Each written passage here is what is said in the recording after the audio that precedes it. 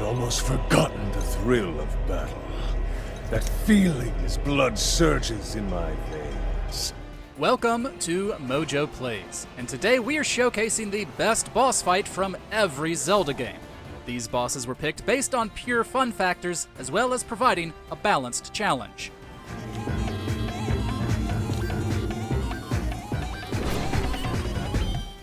Before we begin, we publish new content all week long, so be sure to subscribe and ring the bell to get notified about our latest videos. Gleeok, The Legend of Zelda. Naturally, given the technical limitations of the NES, most bosses in the original game are somewhat basic in design and gameplay. That makes Gleeok a clear choice for the most fun and unique fight. Link first fights the two-headed dragon at the end of level 4, though a three-headed version appears as a mini-boss in level 6, and a four-headed version acts as the boss of level 8. In every fight, Link must chop off the heads in order to kill the beast. However, each severed head will then fly around, bombarding Link with fireballs. Gleeok has enough moving parts to keep you on your toes, making each encounter a fun challenge. Dark Link, Zelda 2, The Adventure of Link.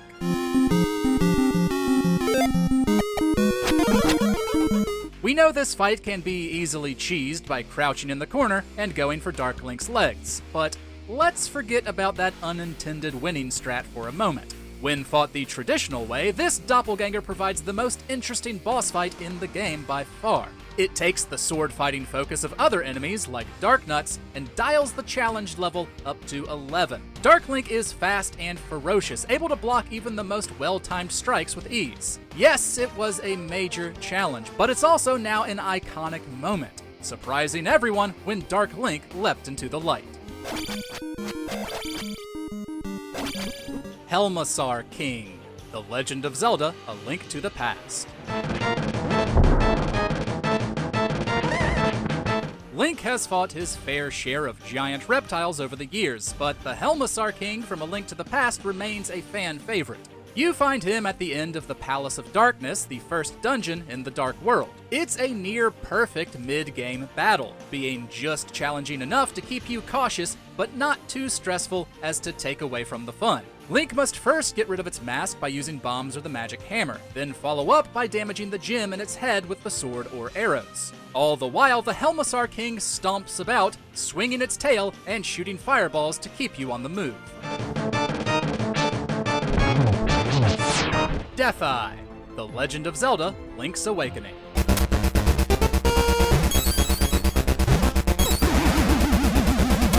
Here we have another final boss, and one that leads to one of the best endings in the franchise. After Link makes it inside the Windfish's egg, he'll be greeted by the leader of the deity's nightmares. What makes Death Eye fun is its many forms. Some phases resemble recurring enemies like the blob-like Zol and the annoying boss Moldorm. However, it also copies Aghanim and Ganon from A Link to the Past. This naturally means that the method for defeating each form is different. Not only does the variety make it fun, but it's also an interesting way to scale up to the final form. Ganon, The Legend of Zelda, Ocarina of Time.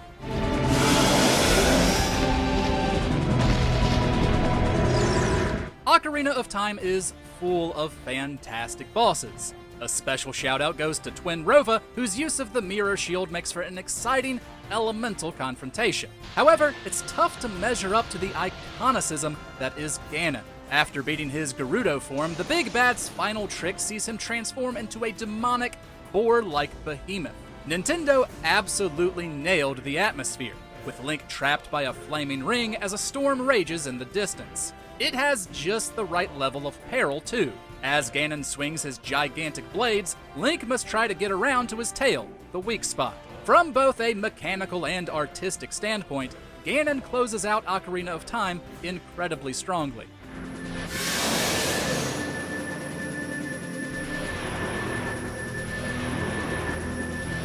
Goht, The Legend of Zelda, Majora's Mask.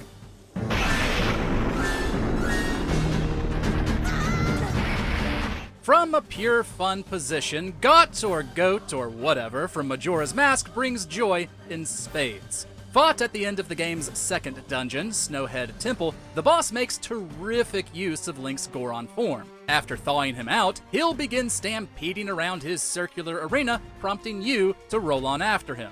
What was already a ridiculously enjoyable form of traversal is elevated here. Going over jumps sends Goron Link upward like a spinning wheel of death, while dodging Goht's progressively more destructive attacks lends the fight a nice layer of suspense. Barreling through this fight is fun every time, so it's a good thing you have to do it a few times to unlock everything.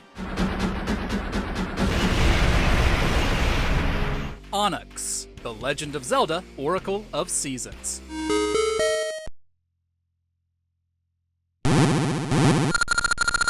The final boss in Oracle of Seasons, unless you're playing a linked game of course, General Onox certainly doesn't go easy on you, and that's okay. First, his armored form will be tricky to get through, requiring spin attacks to deal damage. He'll also use the Oracle Din as a shield, which electrocutes Link if he uses anything other than the Rod of Seasons to move her out of the way. After that, Onox turns into a dragon, whose paws Link must jump on top of to strike at the gem in his head. But with him swiping at Link with sharp claws and spewing fireballs everywhere, that's a little easier said than done. Ramrock, The Legend of Zelda, Oracle of Ages.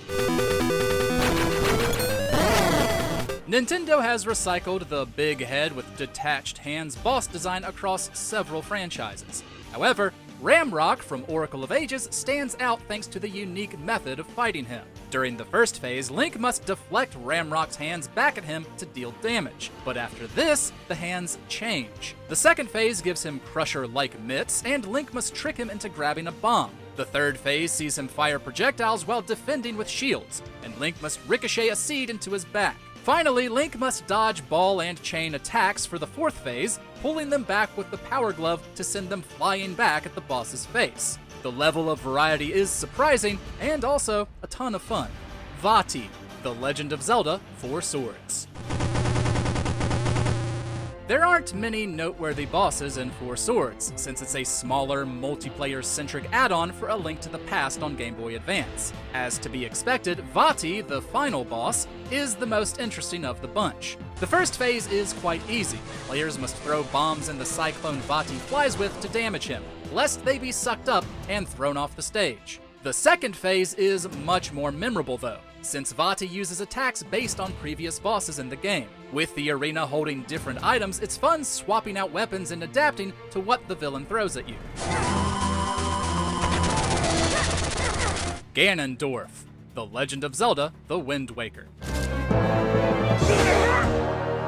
A boss doesn't always need a clever gimmick or item to stand out from the rest. In the case of Wind Waker, the level of enjoyment comes from Ganondorf providing one hell of a sword duel. Players must deal with Ganondorf's onslaught as he dives, dashes, and delivers deadly blows, all while Zelda attempts to shoot him in the back with a light arrow. But Ganondorf's a smart one. He'll adapt by first knocking Zelda out, forcing you to rely on all your dueling knowledge, and eventually dodge your parries as well as her later arrows. It's a fantastic fight for a climax, also enhanced by the arena's atmosphere as Hyrule continues to flood around you. Ganon, The Legend of Zelda, Four Swords Adventures. From one Ganon fight to another. This multiplayer adventure closes out on a fight with a version of the big bad that dwarfs even 4 Links in size. He'll spend the first section of the fight leaping around the arena to crush you, and his lightning can send you into the Dark World, forcing you to fight Stalfos minions. Halfway through, he'll start hurling his trident, which leaves a trail of fire behind and can hurt quite a bit. You'll also then need to defend Zelda as she charges up a spell to finally put an end to him. This design for the villain's beast form is a personal favorite, and the fight itself is fittingly climactic.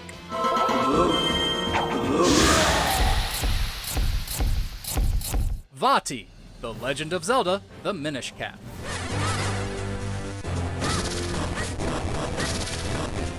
The Minish Cap did a lot to establish Vaati as a stronger villain than his previous appearances, and we mean that in more ways than one. Not only did he get some much-needed personality and backstory, but facing him during the climax was an exceptional high point. The first phase had Link dodging projectiles and weakening Vaati's defenses before he could deal any damage. Phase 2 saw the villain turn monstrous, with even stronger defenses and a lot of arena hazards. And Phase 3 used Link's Minish form almost like a puzzle within the fight.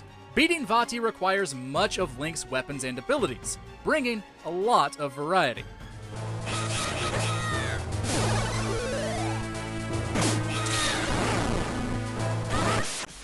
Stallord, The Legend of Zelda: Twilight Princess.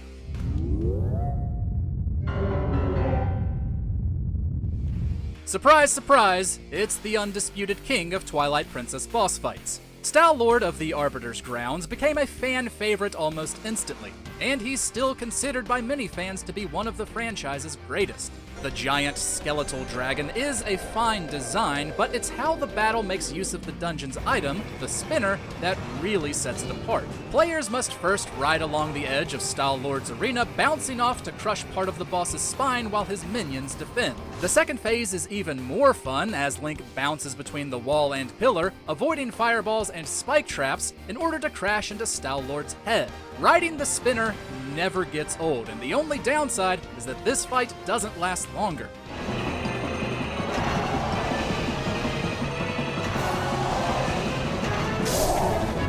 Eox, The Legend of Zelda: Phantom Hourglass.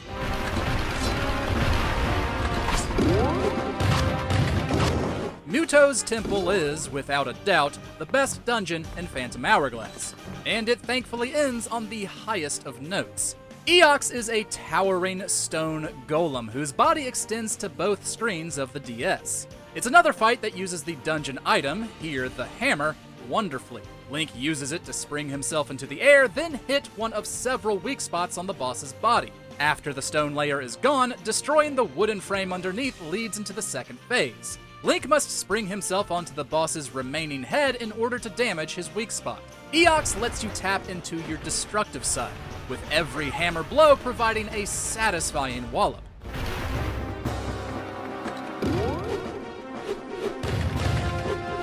Kragma, The Legend of Zelda: Spirit Tracks.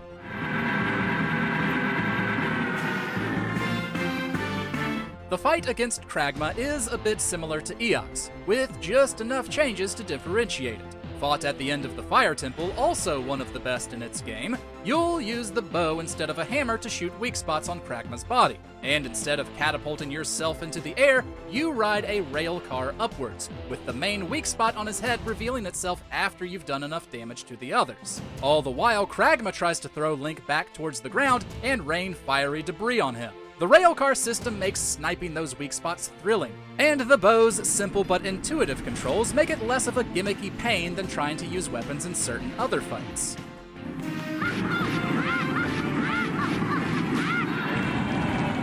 Koloktos, The Legend of Zelda: Skyward Sword.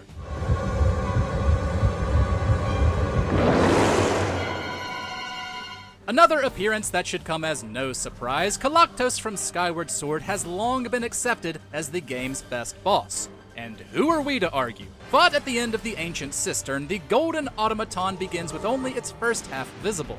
Link must dodge its attacks, using the dungeon's whip to remove arms and strike at the weak spot in its chest.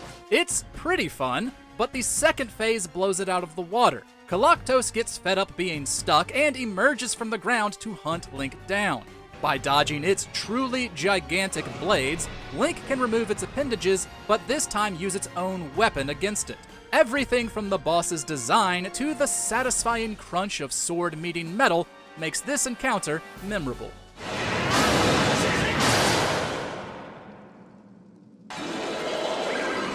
Stalblind, The Legend of Zelda: A Link Between Worlds.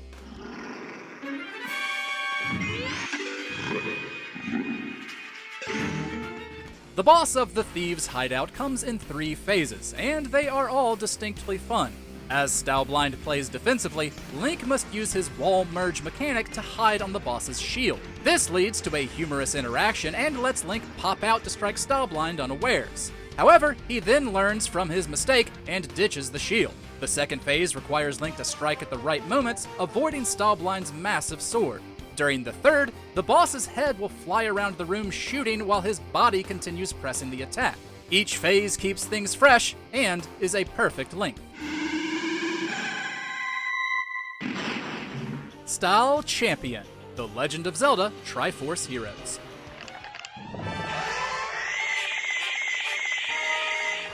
The final giant skeleton we'll talk about today, Stalchampion, is fought at the end of the Desert Temple, and is surprisingly more agile than others like him. He can throw one of his ribs like a boomerang, has a mace for a hand, and can produce shockwaves that grow larger the more damage he takes. The trio of Links must first stun him by hitting him in the back, then break apart the skeleton before using the magic hammer on his heart. After destroying his body, Stalchampion's head will still fly around, keeping up the attack.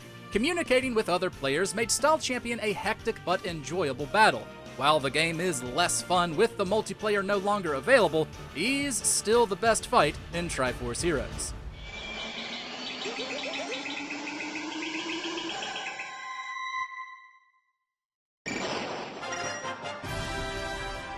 Monk Maz Koshia, The Legend of Zelda Breath of the Wild.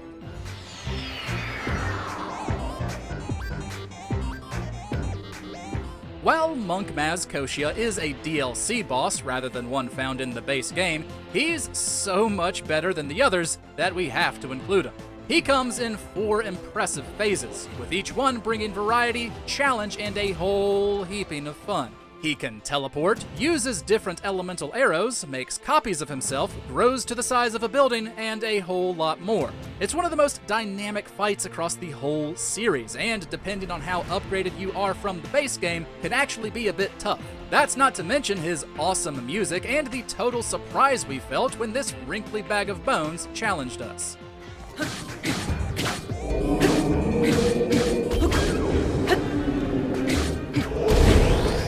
Ganondorf, The Legend of Zelda Tears of the Kingdom. You witness a king's revival. And the birth of his new world. Our genuine condolences to Colgera, who is legitimately too fun not to mention. But there's simply no topping this. Ganondorf's fight in Tears of the Kingdom just may be the best his Gerudo form has ever given us. He'll swap between the Phantom Ganon weapons for the first phase, all of which deal gloom damage, and can even perfect dodge your attacks. Phase 2 has an incredible intro, with Ganondorf transforming and extending his health bar to an almost comedic length. It's also climactic in that the sages join to fight against Ganondorf's phantoms, and that his attacks can deal major damage. Finally, his dragon form is the easiest, but still provides a tremendous sense of awe and accomplishment as Zelda's light dragon form joins the fray. Everything about this fight is just the type of final confrontation that Tears of the Kingdom needed.